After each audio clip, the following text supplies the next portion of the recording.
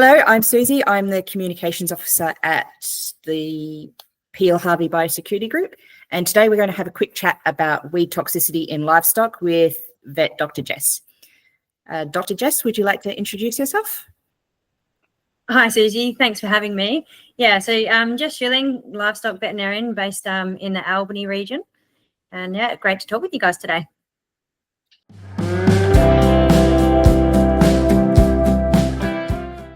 Thank you for your time.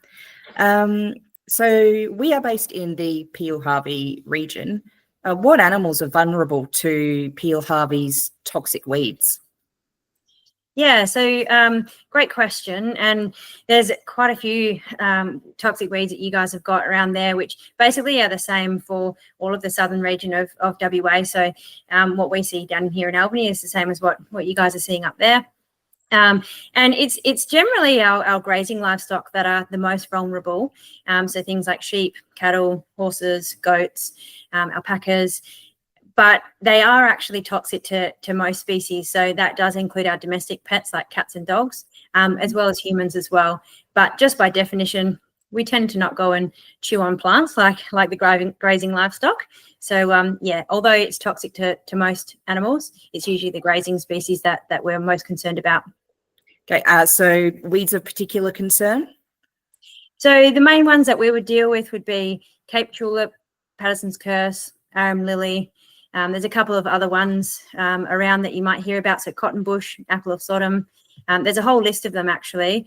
But that's actually a really good point that you bring that up, because there's actually this really good book. I don't know if this will come up on my screen, but if not, it's called the Australia's Poisonous Plants, Fungi and Cyanobacteria, which is written by Ross McKenzie. And it's a fantastic reference that if you haven't got it, it's absolutely worth getting a copy of that, which you can get a PDF of it online actually. And it's a great little reference there because it's obviously relevant to Australia, and it shows the distribution of where the different plants grow, and it gives you an indication on how to identify the plants and what sort of toxic levels they have. So whether they're extremely toxic or where the toxicity is suspected but not quite confirmed. Yeah, it's a great little reference. How often would you guess that livestock gets poisoned through poisonous weeds, but initially it might be attributed to something else? Yeah, it's a hard one to give an exact statistic on that, probably because there's cases that aren't reported to us that we just never really hear about. But yeah, we are often called out to investigate livestock diseases, and sometimes they do end up being caused by toxic plants, which the client's not aware of, either because they didn't know the plant was growing there, or perhaps they didn't even know that it was toxic.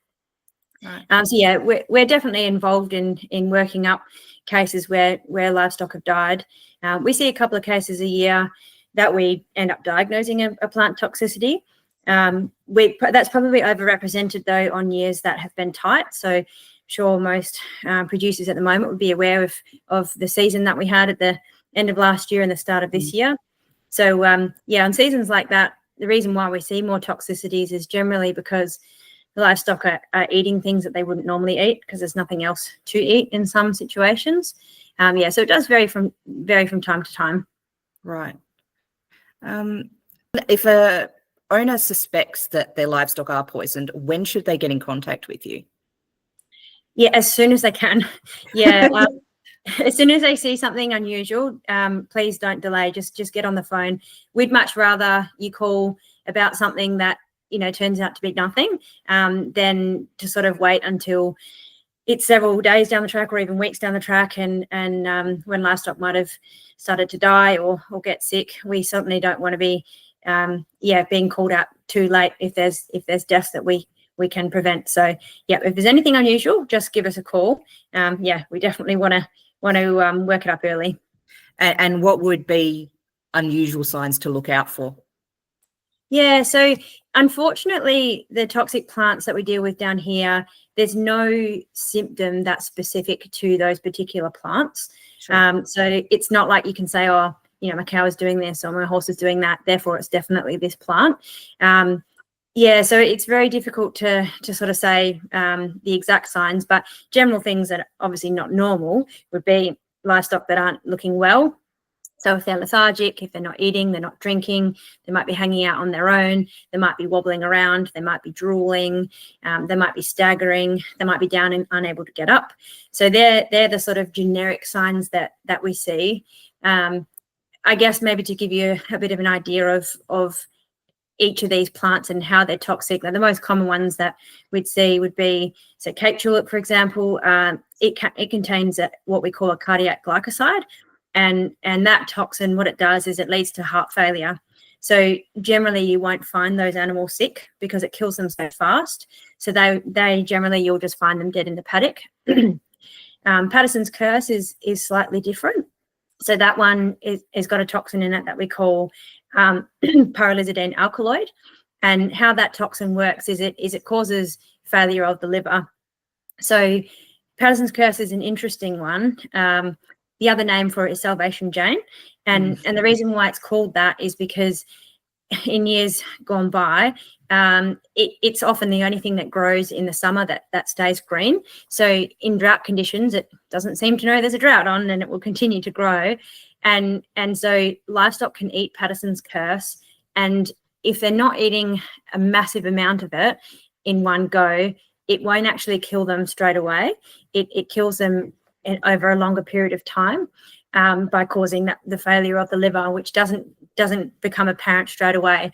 So it got its name Salvation Jane because it's salvation in times of drought, but then it's called Patterson's curse because a period of time down the track, it does start to kill the livestock, hence it's the curse.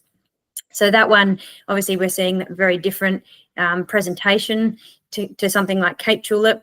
So animals that have been grazing Patterson's curse for a period of time, they tend to be not performing as well. They might be losing weight. And if you have a look at them up close, you'll notice that their membranes might be starting to go yellow or jaundiced. So yeah, that's what we would see with something like Patterson's curse. Then the other one that we often deal with is arum lily. And that one's got a completely different toxin in it. So that's got a toxin called calcium oxalate. And what that does is once that gets into the blood, it binds with calcium and it causes damage to both the liver and the kidney. So that one, it sort of depends on how much they've eaten. If they eat a lot of it in a short period of time, then we tend to just find them dead in the paddock as well. But if you've caught them not long after they've eaten it, they'll be showing signs of discomfort. So they might be drooling because it does is very irritating to the mouth, and they'll just be looking sick and weak. So yeah, you can see they're pretty varied signs depending on what it is that they've eaten and how much they've eaten. Yes. Okay. A lot to look out for. Absolutely. So if someone does suspect that the livestock are getting sick from something in the paddock, what should they do? First thing would be to call your vet as soon as you can and organise for them to come out and do a property inspection. Okay. So once you've spoken to your vet and you're organised for them to come out, it's a pretty good idea to actually get the stock out of the paddock that they're in. So if you've got another paddock available, then great, move them to the other paddock.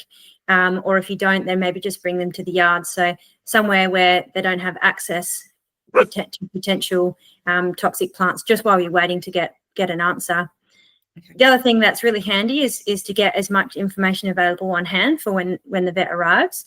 So often it's a bit of a stressful period of time. So it's a great idea to just write some of this stuff down just to get your thoughts down on paper.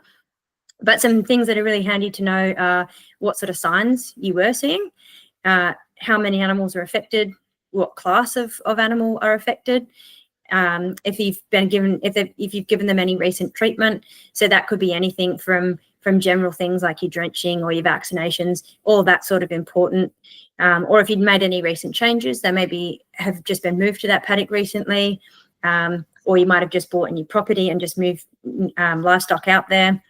It is also handy as well to have some farm maps available just so that we can have a look at the lay of the land and what the paddock looks like, and if there's anything else in there that's important to know. So, there might be a creek running through it. There might be bits of natural vegetation that aren't fenced off. That stuff's all really valuable to know. And the other thing too is if you can have a farm vehicle ready so that we can actually head out and do an inspection of the paddock. Preferably we do that in your vehicle, not our own, just so that we're reducing the spread of anything onto your farm. So, we obviously don't want to bring any of these weeds onto your farm from an outside vehicle. So always great to have your vehicle ready to get out there and have a look. Great. Thank you. Is there anything else you'd like owners to know about weeds and specifically cattle? Yeah. So how much time have you got? Yeah, no, I could talk about this stuff for save some of it for your workshop. Yeah, that's it. So I guess the thing is, if just be aware of what toxic plants are in your area. So that that book that I referenced before is a great point. Talking with your local NRM or biosecurity group is fantastic, just to know what's local to you guys.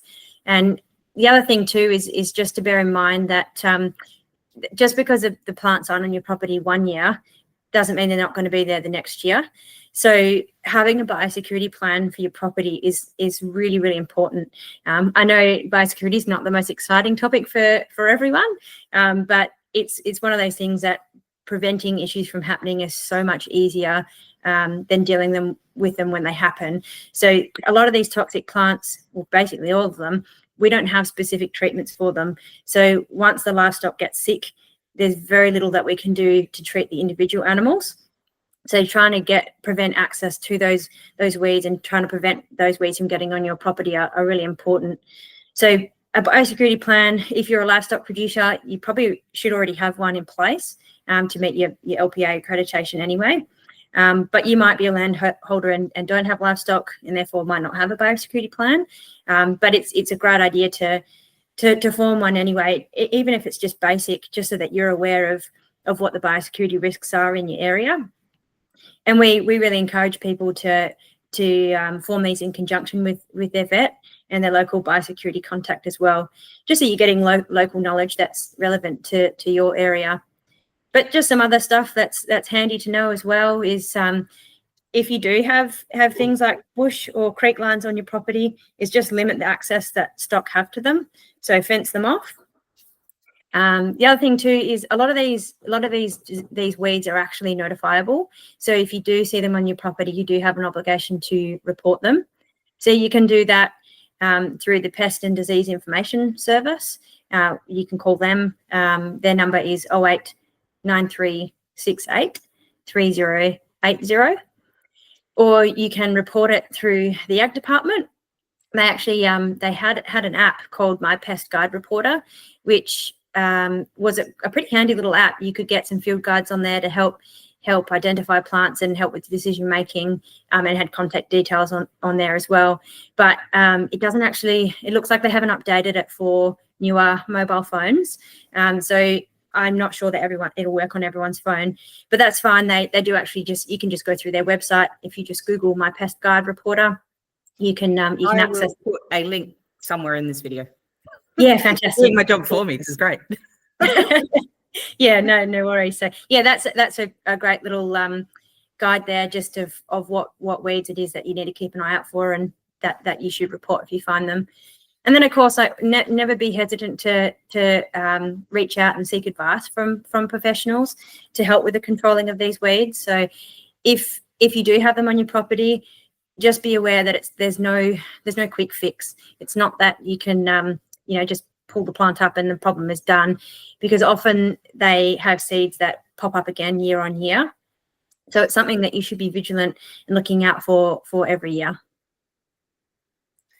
All right. Thank you so much, Jess. No worries. Yeah, hopefully that's been helpful to everyone. Thanks for joining us today. If you'd like to know more about toxic weeds in the Peel-Harvey region and how you can control them, visit our website at phbg.org or follow us on Facebook.